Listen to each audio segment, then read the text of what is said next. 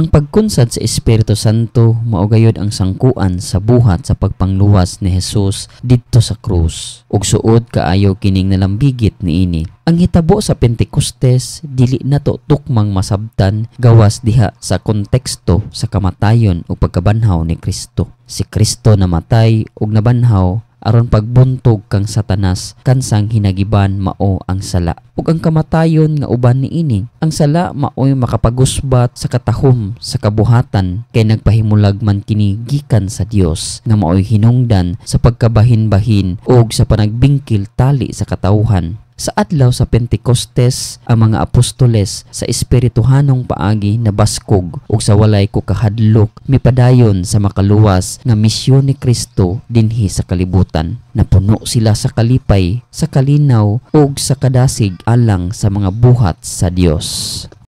Gikan sa santos nga ebanghelyo sumala ni Juan. Sa pagkagabi na ni adtong Domingguha, nagtigom ang mga tinun-an sulod sa lawak ug gitrangkahan nila ang pultahan kay nahadlok man sila sa mga kadagkuan sa mga Hudiyo. Unya mitungha si Hesus sa taliwala nila ug miingon, "Mainyo unta ang kalinaw." Human siya makasulti niini, iyang gipakita kanila ang iyang mga kamot ug ang iyang kilid.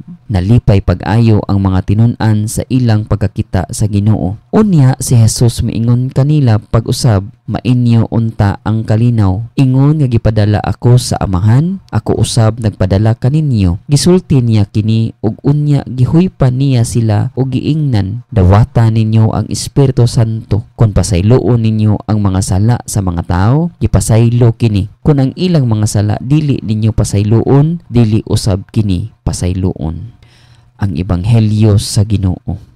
Nahibalo ba ka nga ang tinubdan sa imong gininhawa, akong gininhawa o gininhawa sa matag buhing binuhat managsama? Ang karaan nga gininhawa, ang ruwak o gininhawa sa Dios, anaa sa wala pa gibuhat ang tanan. Sumala sa basahon sa Genesis chapter 1 verse 2, ang yuta walay porma o ang kahiladman gitabunan gihapon sa kangitngit. Apan ang Espiritu sa Dios nagalihok na. Sa unang pagbasa, atong makita kung giunsa sa Espiritu Santo pinaagi sa sa kusog nga hangin ug sa dagway sa dila nga kalayo mipuno ug milibot sa mga tinun-an. Kini mitultol sa pagsabot bisag laki ang ilang gigikan ug pinulungan ug nanganak sa panaghiusa sa samang pagtuo. Mao kini ang panaghiusa sa Espiritu nga giwali ni San Pablo sa ikaduhang pagbasa. Sumala kaniya ang Espiritu mao ang tinubdan sa tanang mga gasa, mao nga dili ta angay magselos sa usag-usa kay ang regalo sa usa para sa tanan. Diha sa Espiritu Santo kita usa. Diha sa maayong balita uban sa kalinaw ug kalipay gihuypan sa Ginoo ang mga tinun-an. Nakadawat sila sa Espiritu Santo ug gipadala niya sila. Kung adunay mga higayon nga gibati nimo nga nag-inusara, batia o ginhawa og lawom o ginamdumi nga ang imong gininhawa mao ang gininhawa sa Dios o gininhawa sa matag tawo nga buhi nga binuhat uban sa balaang espiritu, wala ka mag-inusara.